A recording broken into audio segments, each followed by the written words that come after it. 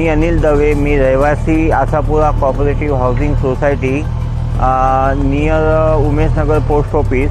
आम्ही गोयल साहेबांना कॉल केला होता आणि त्यांना सांगितलं होतं आमची परिस्थिती एरियाची, आणि गोयल साहेबांनी इमिजिएटली त्याच्यावर ॲक्शन घेऊन 95% त्याचा रिझर्वेशन आणून दिलं आहे आणि पुढचं पण ते नक्कीच करून देणार तेवढी आम्हाला आशा आहे।